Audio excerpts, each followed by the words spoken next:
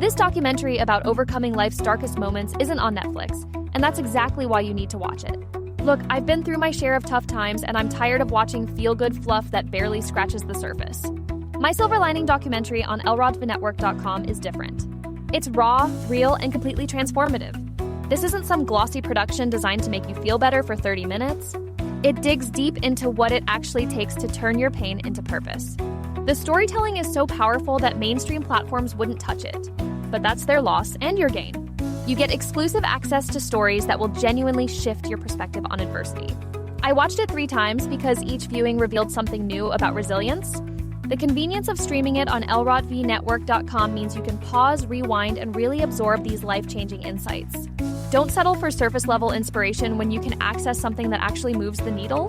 Head to lrodvinetwork.com right now and discover the documentary everyone's missing.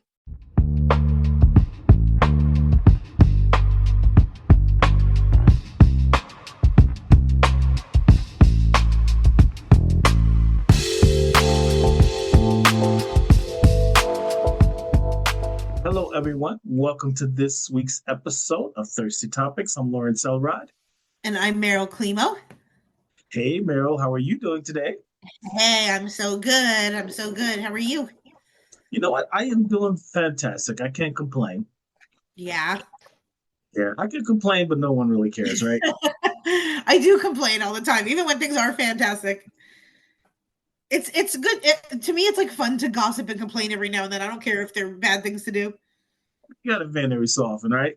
Yeah, exactly. Also, today, everyone will want to know I was cleaning the house and I found 2 gift cards that my boyfriend was hiding from me, and I found them each to C's chocolate. So now he doesn't know that I know that we have gift cards to get chocolate.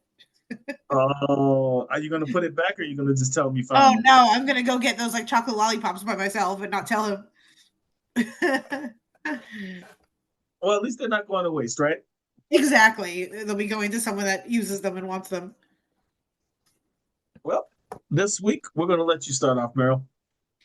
Yay. Okay, well, talking about judging and complaining, something I complain about in the past has been like the trend in the recent years of a beige Christmas or just very minimalist Christmas. It's something I don't like. I like a lot of color in my holidays. And so I find it very annoying. Of course, anyone could do what they want, but I think like the Christmases that we've seen, or at least, I don't know, I've seen it in California where things are just very, very beige and just white and cream colored. It gets me very upset. So I'm happy to see that the Ralph Lauren Christmas trend is making itself, it's making a comeback. Now, Ralph Lauren, we all know from like the polo shirts. It's also very preppy clothing. And I tend to think of it as more like plaids and reds and green and just a traditional, almost 90s, like New York feeling type of Christmas. So they're saying that really this just means that now people are wanting more colors in their Christmas homes, and it focuses on certain elements found in his home or in homes and then in the Ralph Lauren line, which really means it can just be like deep reds and greens, dark wood and pine garlands, the stuff that we think about with traditional Christmas. So it's just funny though, seeing young people be like, I can't wait for my Ralph Lauren Christmas. And we're like, this is just what we've been doing, is like making things red and green. You weirdos made it beige for a while. It's amazing how things, quote unquote, go out of style and then come back into style. Yeah, like how all the kids now want like Y2K clothes and everything. But yeah. Oh, yeah, especially with the ripped jeans. Growing up, that wasn't a yeah. ripped jeans. Now everybody wants a ripped pair of jeans. Exactly. So I think this is a good thing. Now, do you tend to put thought into like Christmas decor or anything like that? We like to have a lot of color when we do Christmas. So we like to have colorful lights. We also like having different types of decorations. There's a lot of nostalgia when I do, because my wife wants to throw away a lot of my Christmas ornaments because she said they're too old, but I'm fighting on that one. But good. Oh, maybe could be like a special spot on the tree, like under things for you or something. that's true. I mean, if I had my way, my tree would be up year round, but the wife won't let that happen. Yeah, me too. Now, when does your tree go up? Well, it normally goes up after Thanksgiving. Who knows? Maybe I'll try and sneak it up beforehand, but Aww. But 9 times out of 10, it'll be after Thanksgiving as usual. That's so sweet. Well, I definitely love this trend just because I think just comfy cozy is what I think of with Christmas. And like the last couple of years, when I see the beige decorations, I just can't help but just feel like something's lacking. So, Now, when do you put your Christmas tree up? well, I'm Jewish, so but I like to celebrate Oh, the I'm sorry. best of both holidays. Oh no, I love it. Like I definitely celebrate Christmas, and it's like my favorite aesthetic of the whole year for sure. So we celebrate both. We're like my boyfriend will put out a Christmas tree, probably same thing around like the end of Thanksgiving. Mhm. And then we decorate it, and then we'll also like light a menorah. And I'm bad in the way that I don't really like put as much Hanukkah stuff as I should. But yeah, I'm like obsessed with Christmas, even though I'm Jewish and both my parents are too. I think it's just something about the cozy feeling, and maybe I don't know. I love the whole time of year, and I love like the feeling of it so much. So it's definitely like even Jewish stuff included. It's like my favorite holiday times a million. Yeah, I mean, I think regardless of your nationality, I just think the time of the year is something that everyone can relate to. And, it does bring out the best in a lot of people. Yeah, definitely. And just the whole feeling of it, like the cozy and all that stuff and the movies and Christmas time, like I think all of it is just peak humanity. So I'm happy to hear that it will be colorful this year. I agree with that. Talk about nostalgia. Don't know if everyone is aware of this, but I guess it's official. The penny will no longer be made now. No. Yes, the Secretary of the Treasury has decided to suspend production of the 1 cent coin, known as the penny, upon determination that is no longer necessary to meet the needs of the United States. The decision was influenced by the rising cost of producing the penny. So, um, I guess the producer, which had increased $1.42 to $3. Let's see. Oh, I'm sorry, 1.42 cents to 3.69 cents per penny. So I don't know. What do you think, Meryl? You think this is a good idea? No, I miss it. I feel like we're messing things up that don't even need to be. I feel like first we need to address the whole economy, then worry about pennies. But I mean, I know we talked about this before too, that like I understand that we need less and less change and coins and we're moving to like not so much a cash society, but I don't know. I feel like there's bigger and better things to worry about. I agree. I mean, from a dollar per item, I guess if they round it up to 5 cents, it's like it's not the end of the world.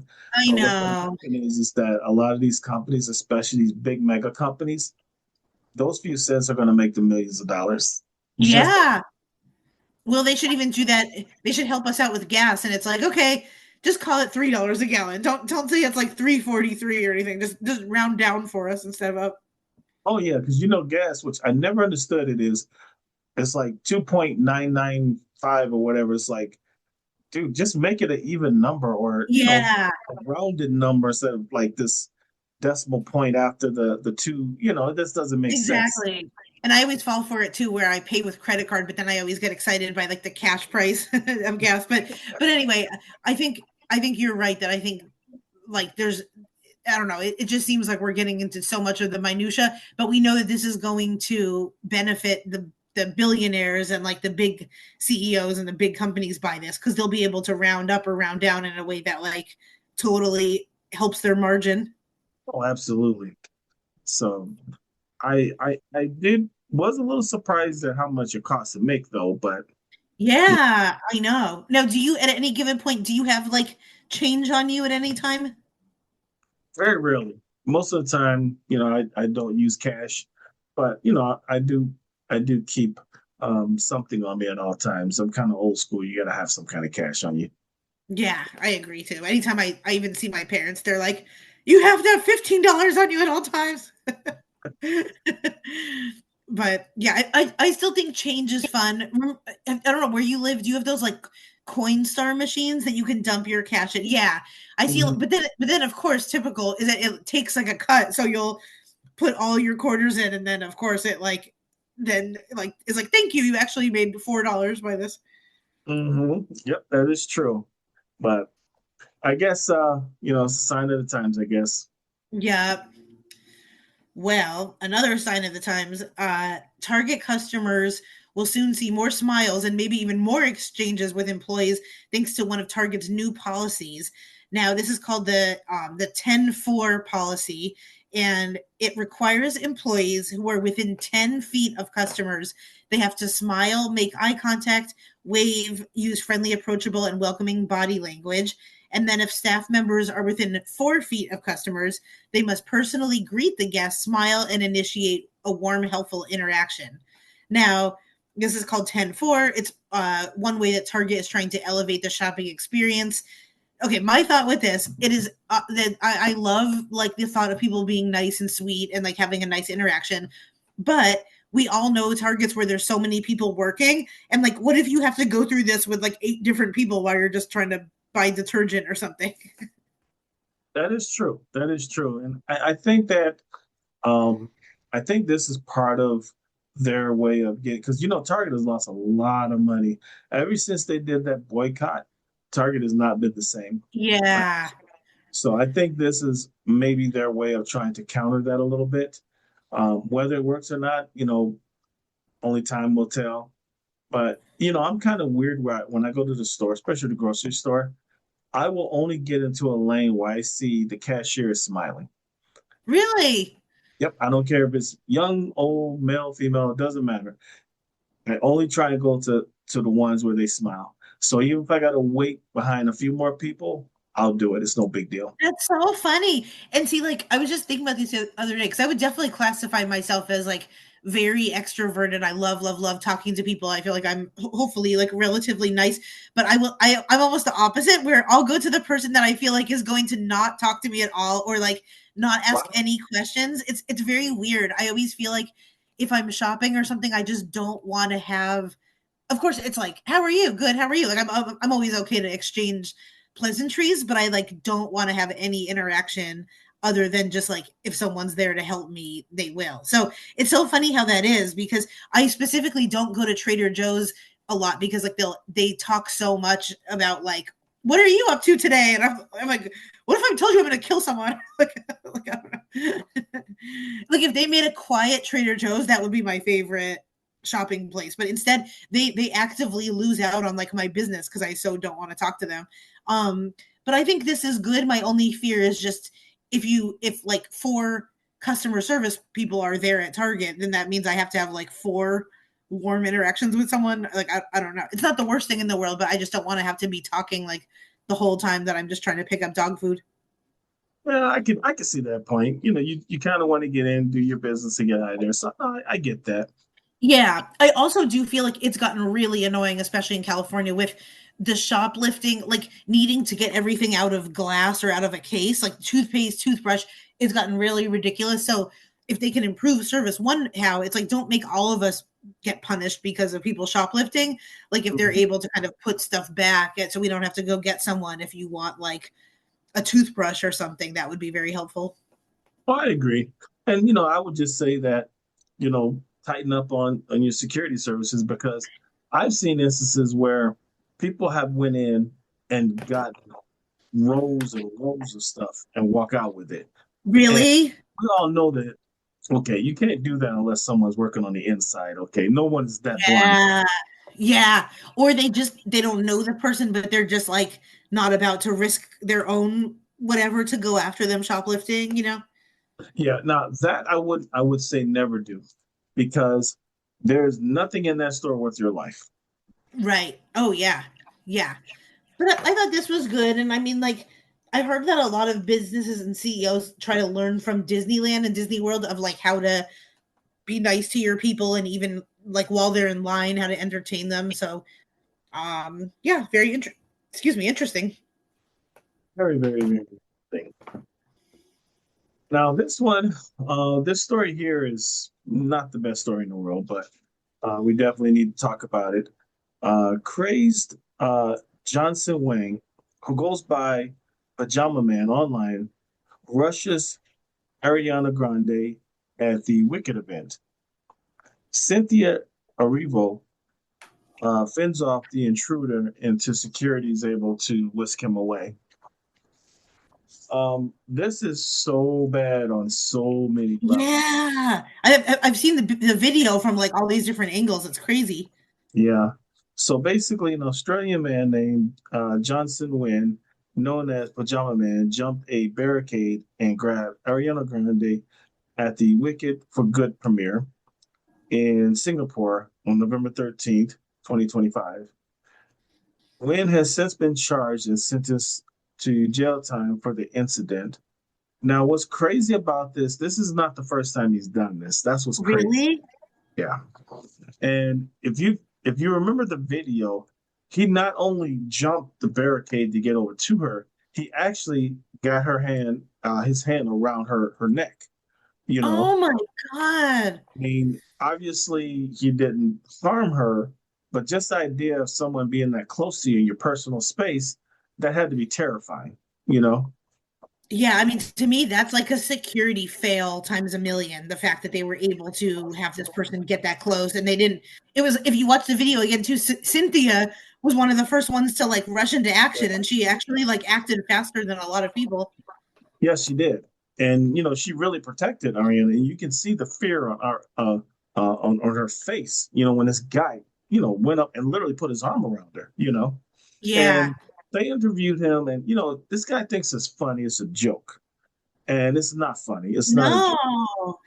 No, and it's like, what is so funny about trying to get to them? Or yeah, that's real. Did he say like what he was ultimately trying to do? I think he did that for views because right after the incident, and he got arrested and everything, he went online bragging about it. That's what's crazy. That's really scary and weird. And yeah, like I said, it's weird that there wasn't.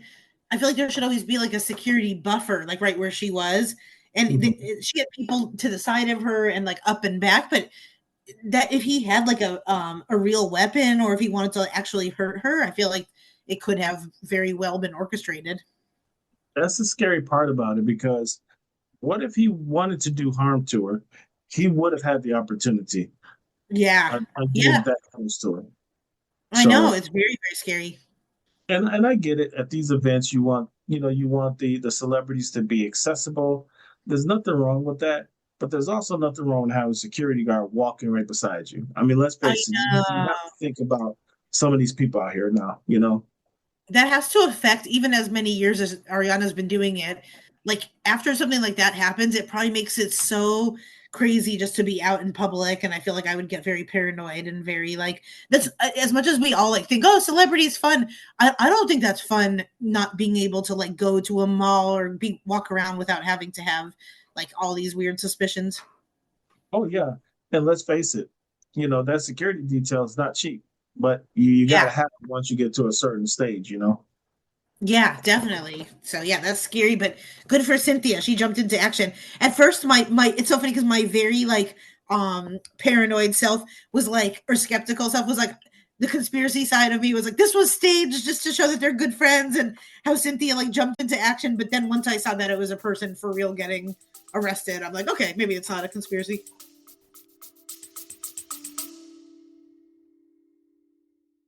This documentary about overcoming life's darkest moments isn't on Netflix, and that's exactly why you need to watch it. Look, I've been through my share of tough times, and I'm tired of watching feel-good fluff that barely scratches the surface. My Silver Lining documentary on lrodtvnetwork.com is different. It's raw, real, and completely transformative. This isn't some glossy production designed to make you feel better for 30 minutes.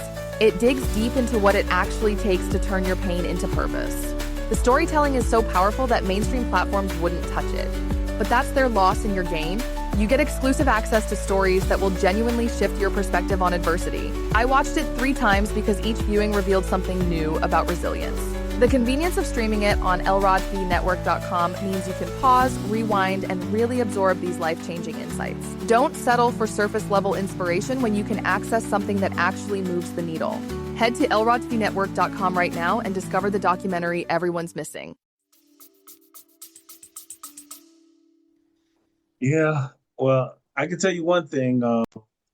Her friend, Cynthia, she's a true, true, true friend. I mean, she stepped in, did not hesitate. So I my know. hat goes off to her big time. Exactly. Yeah, I love her. That's yeah, I think that's really cool. Maybe we all have a friend. My friends would be running away. They'd be like, "Bye, you're off to defend yourself." Well, I feel like a good use of fandom just happened. I think this was hilarious.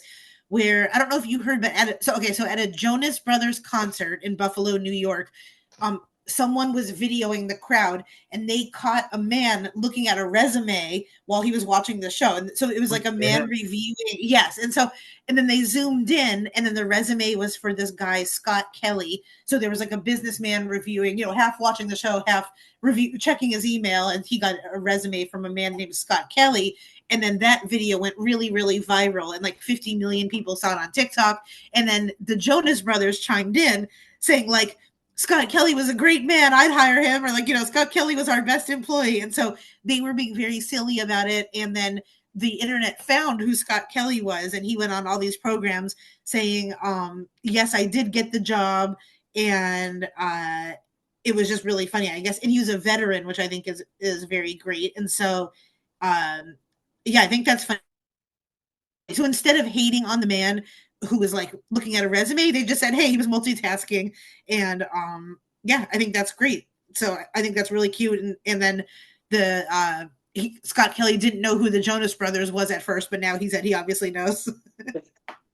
I mean, that's kind of embarrassing. He took that in stride because could you imagine like 50 million people just like you can zoom in and see his resume, and I feel like on some, and this is a grown man, so I'm glad that he like took it as in fun rather than just feeling embarrassed about it.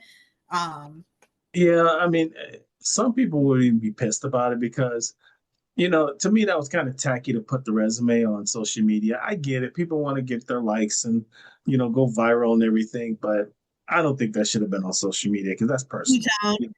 I know. Well, do you think that the guy, like, who do you fault in that? Do you fault the person that posted it, or do you fault the guy that's like at the Jonas Brothers looking at the guy's email, checking his email? For me, it's the guy who posted it because no Mhm. one expects someone to be looking over your shoulder, zooming in on your screen or your phone.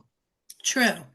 But I also feel like a part of me, just even as someone that has applied to jobs and everything, may we hope that like people give more consideration to a resume rather than just like looking at it as at a con. I mean, maybe he was just looking at his new email and he was going to look at it more tomorrow. But you would hope that like if this guy was a hiring manager, he's not exactly like. I hope that wasn't the only time that he was going to look at the resume. Basically. That's true. That's true. And a lot of times, a person when they look at resumes, and you're starting to see this more and more in the workforce. A lot of times they post jobs that don't even exist, which Oh yeah. where they already know they're hiring from within, or they're trying Yes. to justify budget, so they put out a fake ad that they know they're not hiring for. So which Yeah. means that you have people coming in, they apply to it, they even go through interviews, and then either get told they don't have the job, or the new thing now, and even employers do it, they just ghost you. You don't hear nothing back. Yeah, yeah, exactly. And I think I know ghost jobs are like a really big thing. That is like a huge, especially on LinkedIn and everything. So yeah, I think it's different things. I could see myself posting this if I was like, because sometimes I've been in crowds and I've seen people shopping on Amazon or something, and I've been like zooming in on what they're looking at. But this person, I don't think expected like 50 million people, and I don't think they expected Scott Kelly to like get on the news and everything. That's true. That's true. Well, the good thing is it worked out well for Scott, right? Exactly. And I think that was really sweet. So he's a veteran, and I think the person that he sent it to was like another fellow veteran who told him to apply. So it seemed like it was something that this guy was maybe waiting for in his inbox, but and now he's a Jonas Brothers fan for life. I think that's so cute. Nice, nice. Well, talk about cute. My last subject is a very interesting subject. A robot falls after trying to dance to the Rocky theme song. Um, a Russian humanoid robot named Adol stumbled and fell face first during its public debut in Moscow in November 2025. An incident made viral by the fact that it was walking out to the Rocky theme song. I'm sorry, gonna fly now.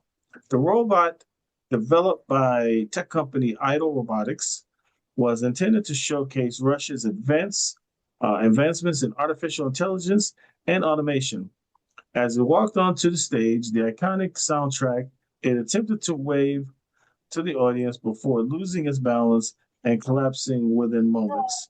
The lyrics, Try Hard Now, and It's So Hard Now from the song, ironically played as a robot lay on the ground.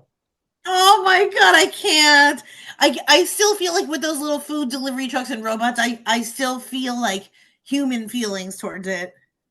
And what was so crazy, I don't know if you got a chance to see the video. They call themselves, which I don't get it, it's not a person, it's a robot. They call themselves trying to put up this black curtain and try and protect them. And the curtain was like twisted, so you still saw what was going on. And they had straight. Oh, It was like, wow, where'd you hire these people from? yeah. I got on too many compilations of robots like in the kitchen slipping and they can't get back up. And it's like, Mhm. it's so sad and weird. I don't like seeing that. But it just shows like the more and more that I see actual robots, it's like I don't think we're ready for it yet. Like there's all these half-assed like attempts of robot machinery and everything, and it just still seems very sloppy and like not smooth at all. Yeah, I would think that they would probably test this out a few times for, the debut. Maybe not just one time. Hey, we got it. Let's put them out there. Yeah, Maybe two or yeah. three times. I can't. Whenever I see a robot like falling on the floor, it's too much for me to take. Yeah, but I have to admit, it was pretty hilarious though. That was hilarious. And then them trying to cover it up made it even worse. It was like, I dude, what are you guys know. doing? This is so morbid, but it reminds me of when like a horse goes down at like a betting or something, and they have to take the horse away, and they put the black curtain over it, and they're like, "Never mind, nothing to see," and we all know what's about to happen to the horse. But yeah, it's very sad. Yes, it is. Yes, it is. So we're not going to get that robot for the household yet. No, the only robot I don't feel bad for lately is Waymo. After we talked about it hitting a kitten and killing it, but yeah, there's one. If people have time, there's like the robot in the kitchen, and there's a video of it trying to make scrambled eggs, and it's like the pan goes flying, and then it's like falling on the scrambled eggs on the floor, and then it tries to get up and it runs into a mirror and like crashes. Wow, I need to see that video. Yeah, I'll send it to you. It's so fun. It's funny slash scary, but I was like crying of laughter. It's too ridiculous. Yeah, I know everybody loves the AI, but yeah, some things you still have to work on. Exactly. Yep. Okay, well, my last one, I should have given you more notice for this, but I'm gonna need your help with this one just because you might add some insight that I don't know into it. I wanted to bring it up because I think it's really interesting and but it's not something I'm like really well versed in. So it was about disgraced MLB pitcher Emmanuel Clase, I think, free on $600,000 bond in bombshell federal sports gambling scandal. I did my best to try to understand it right before we talked, but like let me know if you have different stuff. So pretty much like major leaguer Emmanuel Clase was arraigned on conspiracy and wire fraud charges in Brooklyn federal court on a sports betting scandal that sidelined his career and rocked the world. So his teammate also got caught with it. And so both were star pitchers for the Cleveland Guardians, and they were indicted for conspiracy and laundering money. But like what I couldn't understand from this was, so were they betting on them on their own selves to lose sometimes? Like From the way they explained it is, and I did not know that you could do this, but literally you can bet on anything in ball game. Even if someone's going to throw a ball, if they're going to throw a strike. oh yeah, yeah. And I guess what he was doing was he was purposely throwing balls at a certain point, um, to I guess for people to win money and he get a cut of that winnings. It was like hundreds of thousands of dollars per bet. So this isn't small money. And somehow or another, I forgot how they figured it out. But the one thing that surprises me when I see this, regardless of the sport and anything, Meryl, these guys are multi-billionaires. These aren't, everyday people. They're making a lot of money. And it's like, really, that's not enough. You gotta put your career on the I line, make a few know. 100,000. You're making millions a year, and you're gonna throw it away to make a few 100,000. That doesn't make any sense. Exactly, and your name and your legacy and, like, your whole career. I that's you're right, they are making that much, but I remember hearing one bet that they did was, like, of course, if you do a few of them, it adds up, but, like, one bet was only $11,000 and it was to throw Mhm. it a certain way. But it's Yes. like, to me, you must really not love baseball, or you just get so lost in the sauce. Like, maybe you originally love baseball, but you get so greedy and so, like, far away from what you originally set out to do in your life, that you're doing all these things. Um, and yeah, it's just so dirty and so, like, embarrassing and just kind of not dignified. Yeah, I mean, you hit it on the head, Merle. And it's that one thing, greed. It's just flat out greedy. And the crazy thing about it, the players that get caught in this stuff financially don't need to do this. That's what makes this even worse. Yeah, yeah. And I bet they're doing things where they're like, okay, we'll lessen your sentence by 3 years if you tell us like the names of three more people that are doing it, or like they're definitely going to kind of like tip off other people about who's doing what. Um, and then, but I wonder, do you think these people talk to like one main person and then that person goes off and talks to their like bookies and all that stuff, or do you think they're talking to a whole bunch of people? I think it's a combination of either or. Now, because they're athletes, there are probably certain people that they deal with to try and hide what they were doing, or at least so they thought they were hiding it. But to me, it's not worth the risk because Yeah, now, again, everyone's innocent until proven guilty. But if they prove this in court, guess what? Their career is done. I mean, it's done. And any accomplishments that they made or whatever, they'll never be inducted into the Baseball Hall of Fame or any of those things because they've tarnished their career forever. yeah, yep. So yeah, that's what's so crazy, and especially what happened to like Shohei Ohtani about his person putting bets. It's like I would just Mhm. note that you most likely will always get caught, and then you may be facing jail time or just like losing your whole career. It's just so not worth it. Oh yeah, and everybody's tough until they get the time. You'll have Yeah. a person that says, "I ain't snitch. I ain't no snitch. I ain't telling on nobody. We're giving you Yep. 50 years." Whoa, whoa, whoa, hold on. Let me holler at you for a minute. I know. Yeah, everybody's tough until they get that time. Exactly. So yeah, I just again, I hope it's not true, but if it is, I just shake my head at it because to me, it's just not worth it. It's really, really not worth it. Me too. Me too. And to be doing that, like, if you're gonna go be shady, I feel like be shady away from like the one thing that you're so passionate about, or that your main, like, if anything, get into weird betting for other things, like just and stay out of it with like making baseball or your passion. That Yeah, and bet on the game that you're playing in. Yeah, that oh crosses a lot of no, lines right there. that's why I think a lot of these things are rigged. Well, Meryl, what do you have coming up? Well, December 6th, I'm excited about a show that I have in Fallbrook, California at the Fallbrook Winery. So if you live in that area, it's kind of between LA and San Diego, near like Temecula wine country. So if you're in that area, come see me. That sounds very, very good. Well, if you're in the area, definitely make sure that you stop by see Meryl, say hi to her. Yeah, and I'll miss everyone because next week I'm going to be in Las Vegas to talk about betting. Oh, nice. Yep, it's my like longtime best friend's birthday, so we're going to be celebrating in Vegas. So it will have nothing to do with comedy. We're just going to be eating a lot and having fun. Nice, nice. Yes.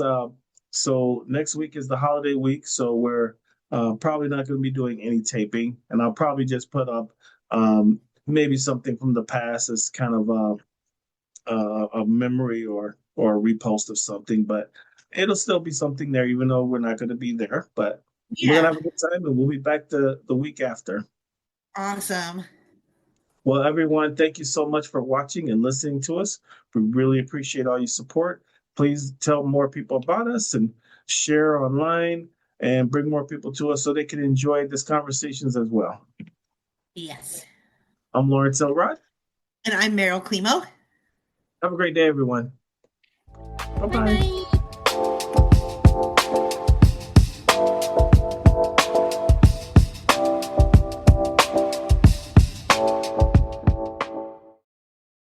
This documentary about overcoming life's darkest moments isn't on Netflix, and that's exactly why you need to watch it. Look, I've been through my share of tough times, and I'm tired of watching feel-good fluff that barely scratches the surface. My Silver Lining documentary on elrodthenetwork.com is different. It's raw, real, and completely transformative. This isn't some glossy production designed to make you feel better for 30 minutes. It digs deep into what it actually takes to turn your pain into purpose. The storytelling is so powerful that mainstream platforms wouldn't touch it. But that's their loss and your gain. You get exclusive access to stories that will genuinely shift your perspective on adversity. I watched it 3 times because each viewing revealed something new about resilience. The convenience of streaming it on elrodthenetwork.com means you can pause, rewind, and really absorb these life-changing insights. Don't settle for surface-level inspiration when you can access something that actually moves the needle. Head to elrodthenetwork.com right now and discover the documentary everyone's missing.